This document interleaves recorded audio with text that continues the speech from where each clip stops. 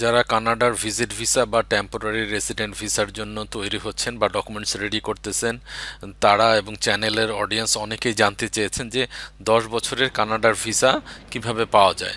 বা অনেক ইউটিউবে ভিডিওতে দেখবেন যে 10 বছরের কানাডার ভিসা পেয়েছে, কিন্তু 10 বছরের মেয়াদের কানাডার ভিসা কিভাবে পেতে হবে বা আপনি কিভাবে পেতে পারেন তা নিয়েই বলবো আজকের ভিডিওতে বিস্তারিত। সো ভিডিওটি না টেনে সম্পূর্ণ ভিডিওটি দেখলে জানতে পারবেন কিভাবে 10 বছরের কানাডার ভিসা পাওয়া যায়। Hello everyone, welcome back to my channel. আমি Masumul Haque, founder Exon host. Exon host থেকে আমরা ডোমেন রেজিস্ট্রেশন ও ওয়েব হোস্টিং সার্ভিস প্রোভাইড করে থাকি। আপনি যদি আমার চ্যানেলে নতুন হয়ে থাকেন তাহলে আমার চ্যানেলটি সাবস্ক্রাইব করে বেল আইকনে প্রেস করুন। এতে করে আমি নতুন নতুন ভিডিও মেক করে আমার চ্যানেলে পাবলিশ করার বিষয়ে অনুপ্রাণিত হব। আর আপনি যদি ইতিমধ্যেই আমার চ্যানেলটি সাবস্ক্রাইব করে চ্যানেলটি গ্রো করার বিষয়ে হেল্প করে থাকেন তাহলে আপনাকে আন্তরিক ধন্যবাদ। আমি আমার এই চ্যানেলে মূলত ট্রাভেল, টেকনোলজি ও লাইফস্টাইল রিলেটেড ভিডিও মেক করে থাকি। আমি অস্ট্রেলিয়া, ইউকে ও কানাডার ভিজিট ভিসা পেয়েছি। আমার ভিজিট ভিসাগুলো আমি নিজেই প্রসেস করেছিলাম।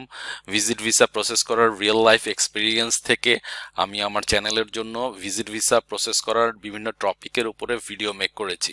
ভিডিওগুলো যদি আপনাদের কাছে হেল্পফুল মনে হয় তাহলে ভিডিওগুলোতে বেশি বেশি করে কমেন্ট, লাইক ও শেয়ার করে ভিডিওগুলো সবার মাঝে ছড়িয়ে দিবেন।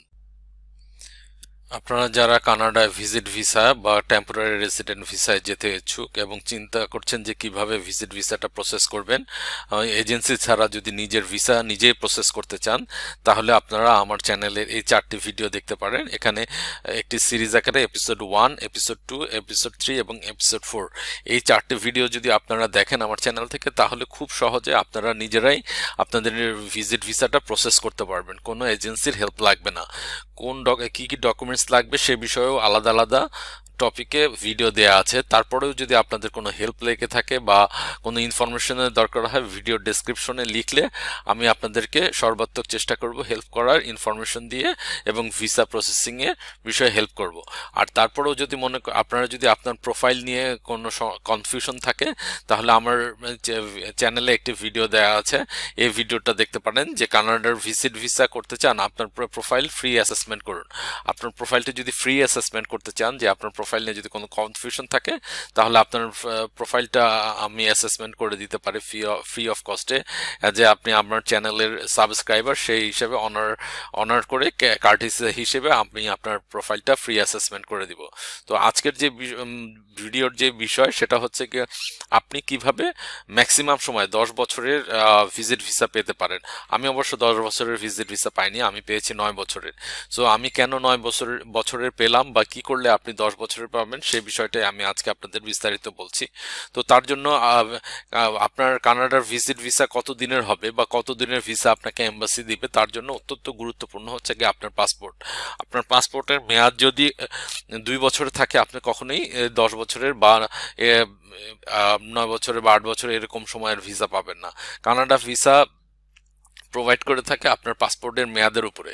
সো আপনার পাসপোর্টের মেয়াদ যদি 1 বছর বা 2 বছর এরকম থাকে, আমি রিকোয়েস্ট করবো যে তাহলে আপনারা যেটা করতে পারেন যে আপনাদের পাসপোর্টটা রিনিউ করে, অনেকের আছে যে এমআরপি পাসপোর্ট আছে যাদের ই পাসপোর্ট হয়নি, তো আমি তাদের জন্য ভালো হবে তারা যদি তাদের এমআরপি পাসপোর্টটা রিনিউ করলে নতুন যে পাসপোর্ট পাবেন ই পাসপোর্টটা আপনাকে 10 বছরের মেয়াদে দিবে।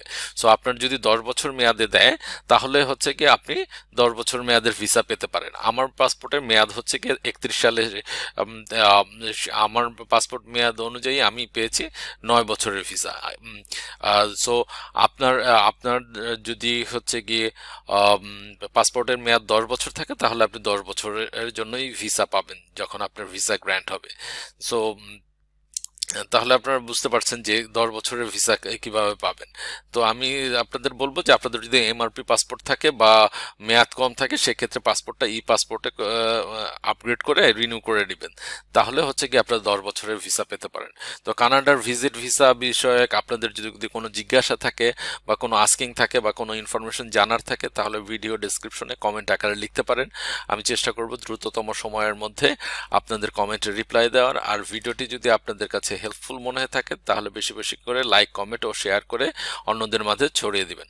ধন্যবাদ সবাইকে। আবারও দেখা হবে খুব শীঘ্রই নতুন কোনো ভিডিওতে নতুন কোনো টপিক নিয়ে।